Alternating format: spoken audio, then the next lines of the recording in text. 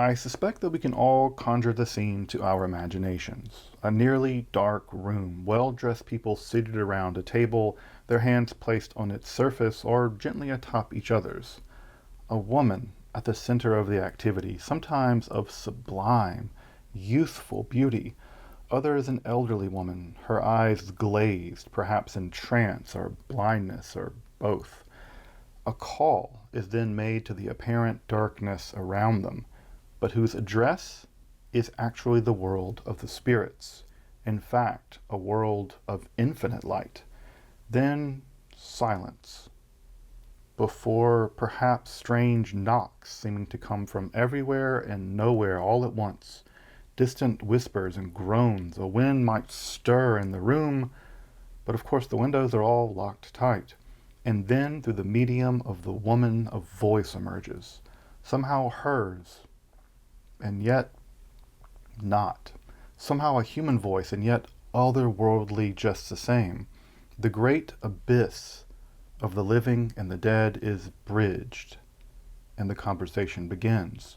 The entranced female medium, the planchette, automatic writing, the common Ouija board, the seance. It's a seance that we all recognize. But beyond the darkened room of the spirit conversations, the larger new religious movement of spiritualism would transform the social and political landscape of the United States of America.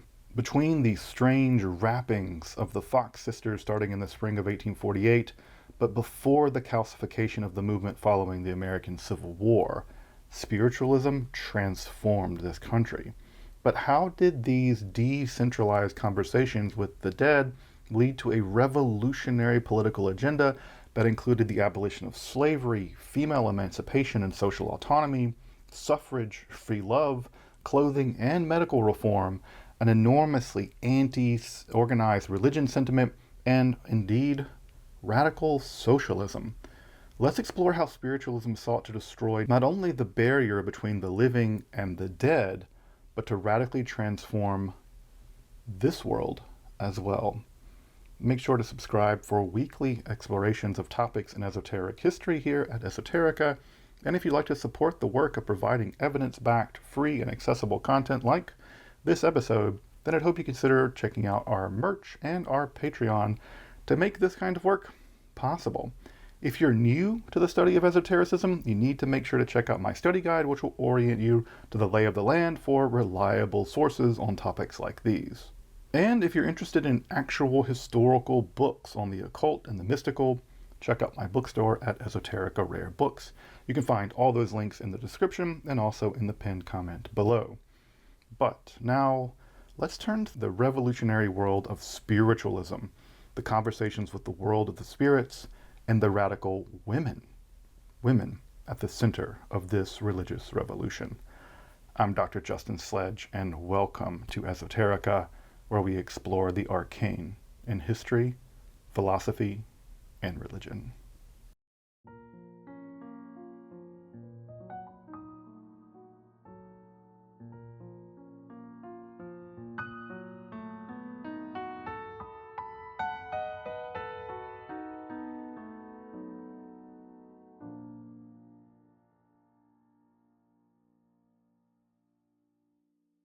All of this month is a bit of a spooky collab here on ReligionTube with Angela's Symposium and Let's Talk Religion, so make sure to check out their channels for more great content, especially more spooky religious studies content for, October and spooky time. It's just a normal week around here. History is often predictable well after it's long come and gone. Seemingly random threads of philosophy, science, social and economic forces, religion, and, just pure accident often braid together in shockingly surprising forms to create the rope or apparent random quilting that is the train of history, if driven by occult forces of the economy or the cunning of the world soul, is probably a matter of faith as much as it is one of evidence, if we're being honest. The angel of history, Benjamin reminds us, is akin to a great plow, as reasonable as it is random. And So, with the new religious movement of spiritualism, the scientist and mystic Emanuel Swedenborg would pioneer a radically new interpretation of Christianity. In fact, his 1758 De Caelo et Eos Mirabilibus et Inferno ex auditis et visis, Heaven and its wonders and hell from things heard and seen. We gotta go back to titles like that. This book would set out a radical new itinerary for the human soul following death. One wakes up following our spiritual rebirth into an entirely new spiritual reality, the world of the spirits. Swedenborg suggested that the pure soul must reckon with themselves, elevating themselves to heaven or damning themselves to hell. We are the judge of our souls, with heaven and hell being a spiritual decision all our own. Indeed, our spirits may evolve and grow after our physical deaths, achieving higher and higher states of heaven after we leave the way station, the neutral ground that is indeed the world of the spirits. In fact, Swedenborg claimed to have been in contact with some of the spirits of the dead, but personally warned against attempting to make such contact. That would be promptly ignored. To the south, astronomer and physician Franz Mesmer had apparently discovered a vast tidal current pervading all things, an animal magnetism, he termed it, that properly manipulated could result in healing for a vast array of illnesses, from congenital blindness to melancholia, what we would now recognize as a range of mental illnesses. By inducing a trance state, known variously as being mesmerized, Franz Mesmer, being magnetized, that's going to be a big part of all this as well, or hypnotized, as a Scottish physician named it, the patient could be subjected to a range of treatments from simple bodily touch to electromagnetic treatments by which the pervasive vitalist fluid could be manipulated. The goal in all of these treatments was to induce a kind of crisis, as he termed it, sometimes of convulsions or vomiting or even shrieking fits, by which the humoral blockage causing the illness was cleared and the animal electricity was allowed to flow properly through the body, thus healing the illness. This is the ground floor for a great deal of New Age style healing. Though in this process, professional magnetizers began to notice something strange in their patients. In this alteration of consciousness, the trance state, the patients not only had the ability to speak, but they also clearly knew things that they shouldn't know. For instance, they often developed radically important and profound medical knowledge, even the ability to diagnose their own illnesses, and even the illnesses of distant others. This apparent clairvoyance, along with the physical insensibility of the people in this state, generated the natural question. If the magnetic fluid, if the animal magnetism is ubiquitous in the universe, what else can be known if we tap into it with our subconscious or unconscious? Was it more than just a pan-vitalism, but also a kind of pan-psychism, that the world is kind of one mind, the magnetic fluid being a universal consciousness, of which perhaps our mind is a mere region? And if it's the case that living minds are tapped into it, what happens to the minds of the deceased? Might they persist forever? And might the living mind be able to commune with the mind of those passed on? These two strands, the Christian theosophy of Swedenborg and the mesmerism of Franz Mesmer, often came together in a wide variety of forms through the 19th century.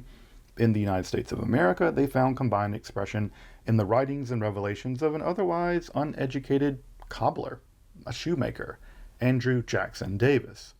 There's just something about shoemakers, cobblers, and mysticism, from Yaakov Berma to Andrew Jackson Davis. I don't know what it is about shoe people and mysticism, but there's a thing there. At any rate, despite composing several Swedenborg-inspired books, the most important of which was The Principles of Nature, Her Divine Revelations, and A Voice to Mankind, just saying it again, we gotta go back to titles like that for books, which Andrew Jackson Davis had revealed in a trance state himself in 1845 before publishing it in 1847. He also engaged in a great deal of magnetic healing a la Mesmer. Davis did not prove a successful prophet of a new religion or much of any interest at all. Unlike others from the so-called burnt-over region of New York, the region that had produced the prophet Joseph Smith and the Latter-day Saints movement, the Millerite movement, which became Seventh-day Adventism, a core location for Shakerism, and a wide range of Christian utopian settlements. By his publication of his book in 1847, Andrew Jackson Davis was seemingly doomed to obscurity. Then, history intervened. In the spring of 1848, three sisters in Hydesville, New York, the same district, the burnt-over district, are said to have made contact with the spirit of a peddler that had been murdered and buried beneath their home. The Conjuring. The spirit communicated with the Fox sisters, Leah, Margaretta, and Catherine, through a series of rapping noises, pops actually audible to, in fact, those in the room, that seemed to come from nowhere and everywhere all at once. Of course, ghosts and hauntings were just common fare at this time, and things that go bump in the night were simply an accepted fact of existence among most people in this time and in this region. I mean, ghosts were basically an inconvenience that you kind of learned to deal with. But this was different. Not only could people other than the sisters hear the seeming rapping made by the spirit, but the spirit was actively communicating with the sisters, typically through yes and no answers. This would eventually expand to a rather tedious process of going through the entire alphabet, A, B, C, D, E, F, pop, and then you would know that that letter is a letter and part of the sequence, with a pop or a rap signaling a hit in the alphabet, and thus slowly spelling out entire messages, some of which were quite profound and some of which were rather mundane. Eventually, the sisters would themselves enter into trance states, dispensing to some degree with the need for deciphering the various raps, pops, and the knocks of these spirits. Communication with the dead was not only possible, it seemed commonplace among the Fox sisters, and they lit a fuse of a new religious movement, American spiritualism. But another accident of history would also lay the fundamental values for just that new religious movement. Fearing their home was more than just, regular haunted, the sisters moved, but the spirit knocking continued. It followed them. Finally, they were invited into the home of family friends and Quakers, Amy and Isaac Post, who quickly became convinced of the reality of the spirit communication. In fact, Isaac Post would go on to become a spirit medium himself. That they ended up in that home. Of all of the homes in America that they could have ended up in, would alter the trajectory of American spiritualism. The Posts were radical Quakers, committed to a deep commitment that the inward light of God was truly revealed to each and every individual person, and thus to a kind of theological anarchism, true Quakerism to their mind. Further, that the inward light of God was present in all people. All people committed them to the cause of the abolition of slavery and to the equal rights of women. Their home was a stop on the Underground Railroad. They just didn't talk about it. They were about it. And the who's who's of civil rights activists of that time were regular speakers in their home, including people like William Lord Garrison, Frederick Douglass, Susan B. Anthony, Sojourner Truth, and numerous others. Spiritualism wasn't just to have any cradle, but was born and nursed among some of the most religiously heterodox and socially radical circles of the day. Spiritualism wouldn't just seek to bridge the world of the living with the world of the spirits. It would seek to transform this world in a truly revolutionary sense. What had begun as ghostly rappings from an alleged murdered peddler was to become a revolutionary religion bent on total social transformation. From the Fox sisters, the communication with spirits extended into the more radical Quaker circles of the Post network. The success of Methodist movement over the good old-fashioned American Calvinism we all got from the Puritans, I suppose, especially on the question of predestined damnation, especially the damnation of infants and children, combined with the hyper-democratic focus on individual spirituality by the radical Quakers, meant that the movement appealed to a kind of 19th century American sensibility of rugged individuality, free choice, and autonomy. And that whole God condemns babies to hell stuff, that's never going to win you a lot of friends. Anyone could practice and become a medium with just focus and intuition. The religion was fully democratic. It was a pull yourself up by your spiritual bootstrapsism. Further, spiritualism also appealed to American common sense empiricism. You know, the I'll believe it when I see it attitude. Well, many skeptics were convinced by the sounds of the spirits. They could hear them. They could interact directly with them in the room. It's generating sounds and the eloquence of women trance mediums whose knowledge of things religious, it had to be otherworldly, right? I mean, these were just simple women. How could they know all of these things? And further, how could they form opinions about religious matters and social issues? It must be supernatural. It also all had the air of advanced science, with electromagnetic devices and galvanism fully integrated into the process of inducing the alterations of consciousness necessary to make contact, in some cases, with the world of the spirits. It was somehow both medieval necromancy and the most avant-garde, New Age science fiction. Further, spiritualism also appealed to many because of its human advancement, its sense of human advancement. Andrew Jackson Davis, whose works have become the closest thing to a kind of statement of spiritualist metaphysics, would actually contend, following Swedenborg, that the souls were actually not only superior intelligence after death, but they in fact continue to grow and evolve in the spirit world. Thus, not only was communication with the dead possible, but those communications contained valuable advanced knowledge, providing for everything from social and moral advice, but even technological and medical wisdom beyond that attained by, normie living people. The dead are way beyond us in technology and ethics. They can tell us the truth and we can implement it down here in the world of the regulars. Of course, the central thrust for the populator of spiritualism was its most basic claim: to connect the living with the dead. The assurance that the dead were not only not dead, but continued to grow and advance in the afterlife was, and I think still is, one of the most profoundly comforting ideas to the living in grief. Thus, families robbed of children, siblings, or parents or grandparents could be assured that they were alive, that they were truly alive in the world of the spirits. Even infants were nursed to childhood in the spirit world nurseries. Children would eventually learn to play musical instruments, and the elderly were given health and youth again, all in a perpetual bliss that only increased through time. Spiritualism rejected the concept of hell almost entirely.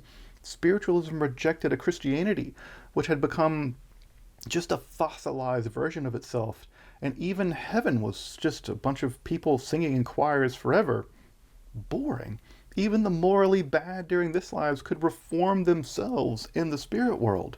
Redemption was possible for everybody, universal salvation. Of course, in a world of sickness, war, and high infant mortality, these assurances were more profound, I think, then than we can possibly totally appreciate now. But at the core of spiritualism was the medium, literally the connective tissue between the world of the living and the world of the spirits. And those mediums were overwhelmingly women and girls.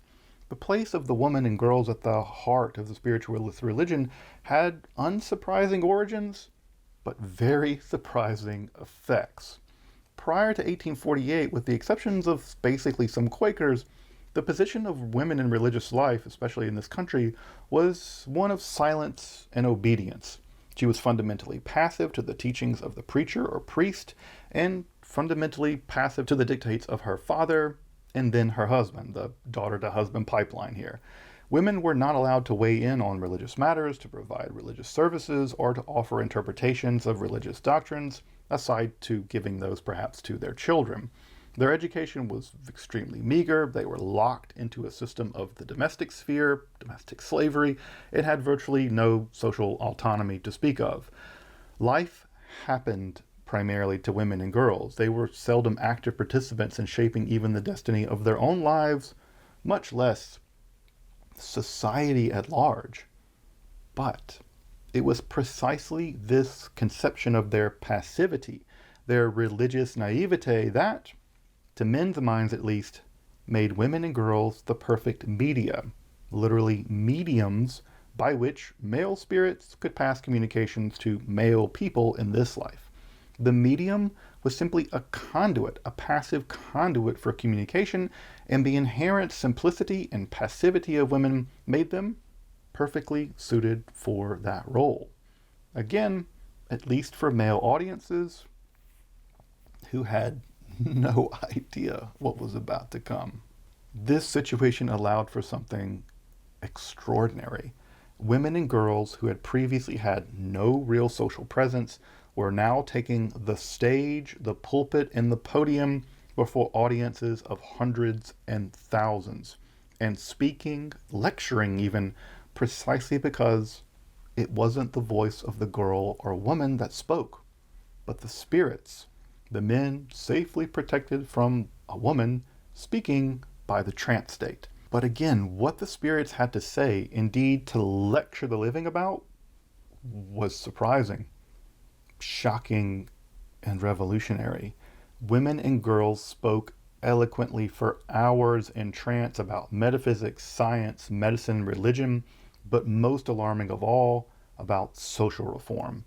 Consistently from the voices of the spirits came calls for the abolition of slavery, children's rights, labor reform, the reform, if not the complete abolition of marriage in lieu of free love, dress reform for women, universal emancipation and suffrage, vegetarianism, temperance, medical reform, a deep sentiment against organized religion of any kind, including Christianity, of course, radical individualism and freedom of conscience in religious matters, motherhood as a woman's choice, and I think perhaps most radical of all, utopian socialism. While men could discount such talk as the silly shouting of radicals, the working class rabble, ignorant underclasses, or the whimsies of women, they couldn't so easily reject such positions when they were put into the prerogative of highly evolved spiritual beings. Spiritualism was a Trojan horse, and women, in trance or not, now had a pulpit all their own. Women and girls like Mary Finn Robinson Davis, who married Andrew Jackson Davis in 1855, Emma Hardridge, H.O. White Sprague, Laura DeForest Gordon, and especially Cora Hatch. Cora Hatch had several names depending on who she was married to at the time, but Cora Hatch, who would actually become basically the Taylor Swift of spiritualists, if we're being honest, among many other women and girls, pushed the radical spiritualist, religious, and social agenda right through the period up till the American Civil War. But the radical spiritual individualism of the spiritualist religion largely suppressed any attempts at creedal orthodoxy for the movement, centralized or hierarchical organizations, and even clear leaders for the movement. It was just a mass convulsion, a kind of spiritual anarchism made for a dynamic and even difficult to suppress movement. Even the Banner of Light, the largest and most influential of the spiritualist newspapers, often featured a range of views, sometimes even at odds with each other within one printing. It's difficult to imagine how quickly, from 1848 with the first rappings in New York to the Civil War in 1861, the public imagination would be transformed by women taking the historical and literal stage and urging forward a social agenda that in many ways is more radical than anything that's been hitherto accomplished in the vast revolutions of even the 20th century. H.O. White Sprague, healed by spiritualism of a debilitating illness, would call for what we now recognize as a shift toward holistic medicine. Of course, that also included a range of questionable tonics and practices, but again, given the give 'em morphine and ether, then cut it off at that time, well, you can see why people might prefer magnetic cures and things like that. Laura DeForest Gordon pushed for suffrage and women's access to jobs. She became only the second lawyer appointed to the bar in California. Emma Hardridge was directly involved in the election of Abraham Lincoln, became a prolific author, and was basically one of the first historians of the spiritualist movement. Of course, spiritualism would also reach the White House via Mary Todd Lincoln, but it would be without any doubt the eloquent and apparently beautiful Cora Hatch that would prove to be the most prominent spiritualist superstar of this period before and in some ways after the war. In fact, she would see the rise of the movement through the turbulence of the post-war period until the end of her long and incredibly productive life. She wrote an enormous amount of text that basically don't get read now. The Life and Times of Cora Hatch needs to be a movie. I'm not kidding.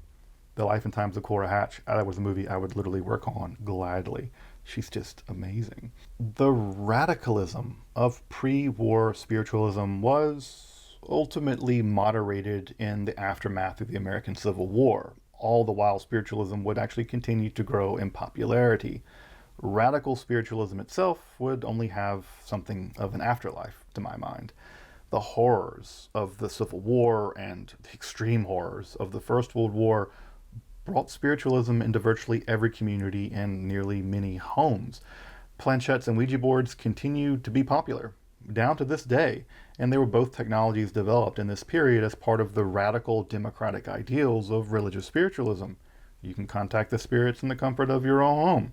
But with greater spiritualists came competition, and the meager rappings and pops of the Fox sisters, they no longer enraptured lecture halls and they no longer inspired audiences. The Fox sisters themselves would sadly disappear into failed mental health, abuse, frankly, by their male handlers, and alcoholism. Attempts to organize spiritualism would come and go. Some still persist down to this day from the 1890s, but the old guard, like Cora Hatch, she proved resistant to any hardcore organization. Of course, in the face of the development of that organization, the old guard was marginalized along with their more radical social agendas. They simply got out-organized. Further in the competition among spiritualists, more sensationalist feats emerged, especially manifestations and spiritual photography. These would include spirits briefly taking quasi-physical form or ejecting substances from their bodies. This is, of course, the famous business of the ectoplasm being generated in the seances. The most famous or infamous example of this would be Florence Cook, who could allegedly materialize the spirit of a certain Katie King, who bore a strange resemblance to Florence Cook in a wig.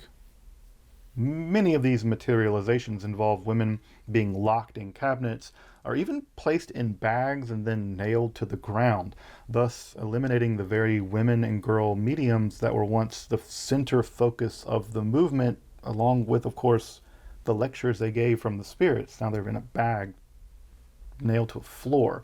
The focus on these materializations also meant a shift away from the spirits as teachers and guides and more to straightforward spectacle that was all too easy to devolve into fraud.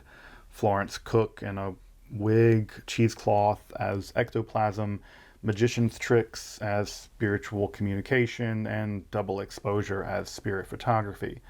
The Fox sisters would ultimately confess that the wrappings were just them popping their ankle joints and bouncing apples attached to the strings underneath their skirts, so that was not a good look.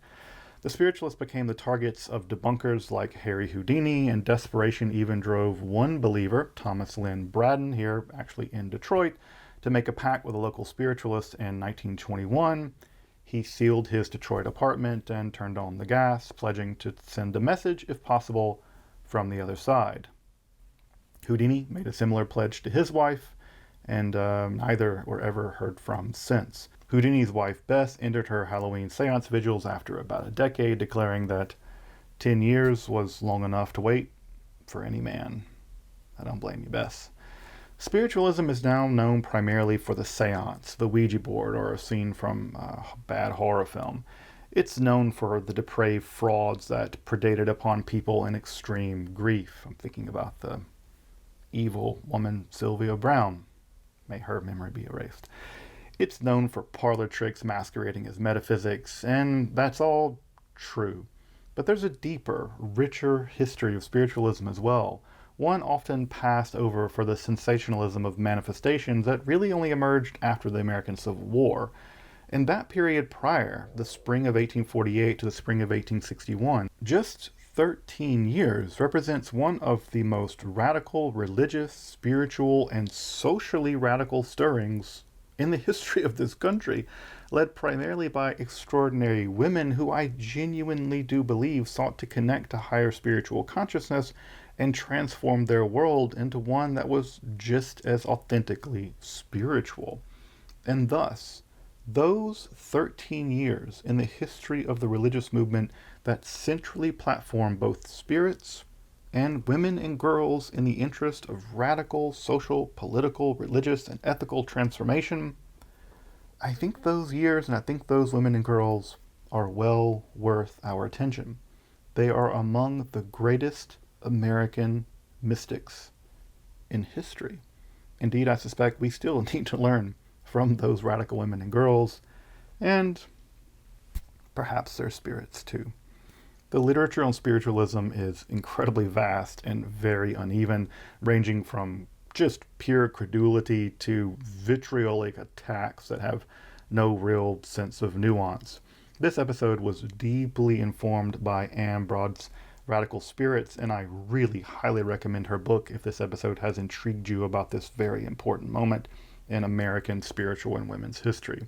The most solid book on spiritualism is, in my appearance, In Search of White Crows, Spiritualism, Parapsychology, and American Culture by Robert Lawrence Moore, but I have to admit, it's a bit difficult to find. You have to get it in sort of reprints, and it's difficult to pin down, but check it out from a library perhaps. Remember, all of this month is a bit of a spooky collab with Angela Symposium and Let's Talk Religion, so absolutely make sure to go check out their channels. Go tell Angela and Philip I said hello, and boo. Until next time, I'm Dr. Justin Sledge, and thank you for watching Esoterica, where we explore the arcane in history, philosophy, and religion.